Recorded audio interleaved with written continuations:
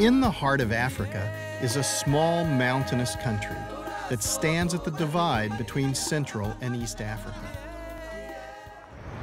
Now, Rwanda is modernizing, at a time when many of its neighbors in East Africa are facing the threat of famine, and the world has recognized that human impact is negatively affecting the Earth's climate. We believe that the responsibility of each nation to find the best ways to adapt, to adjust, to find solutions that don't compromise the sustainable development we are looking for. So we assessed the economic impact of this climate change, and we came up with figures. And those figures were so instructive, so helpful for policymakers. And from this assessment, we decided we cannot wait.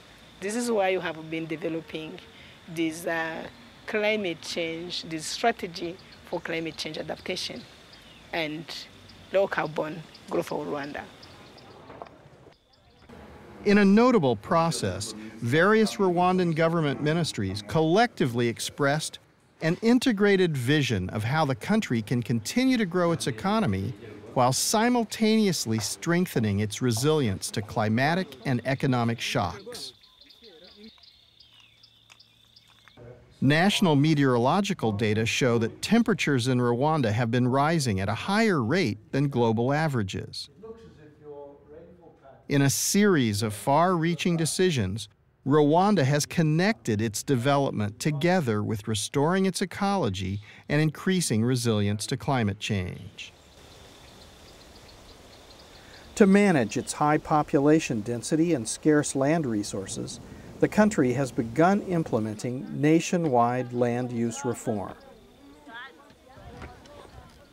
This has meant terracing the hillsides to create more sustainable fields for the farmers and planting very large numbers of trees. By 2020, Rwanda plans to have 30% of its land forested. I always refer to a district just nearby here, Bugesera district, which 10 years ago was semi-arid, but today it's becoming one of the bread baskets for the country. And it's in a complete contrast to just across the border in Burundi. These are just the same. These are two areas that used to suffer from famine year in, year out. But with afforestation, the microclimate of Bugesera has changed.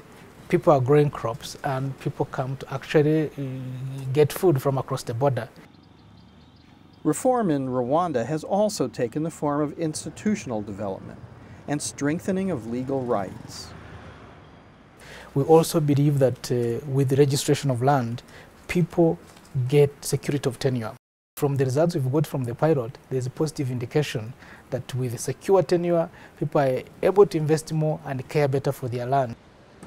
Rwanda is also building mixed-use commercial and retail spaces and creating buffer zones for development in the country's marshlands.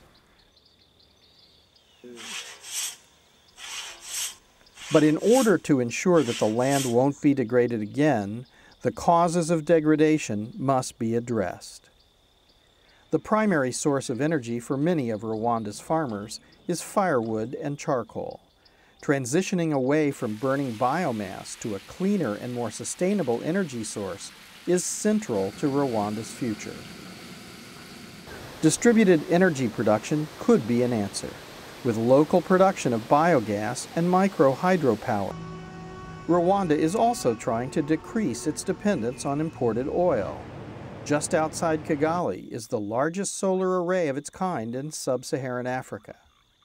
To the west of the country is Lake Kivu, and within this lake is an enormous resource, naturally occurring methane, which can be converted into electricity.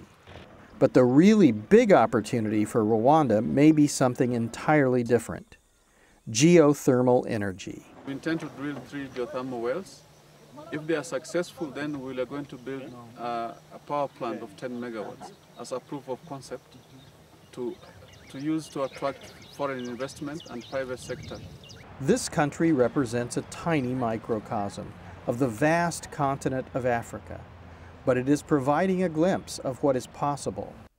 Through its national green growth and climate resilience strategy, Rwanda is setting an example for the world of how a developing country can make its environment more resilient and stimulate its economy through mitigating and adapting to climate change.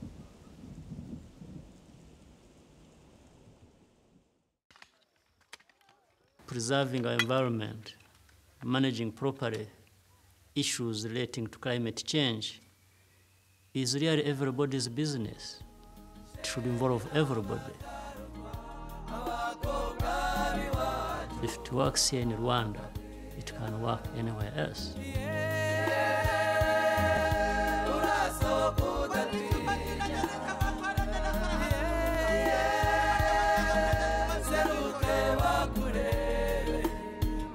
Yeah.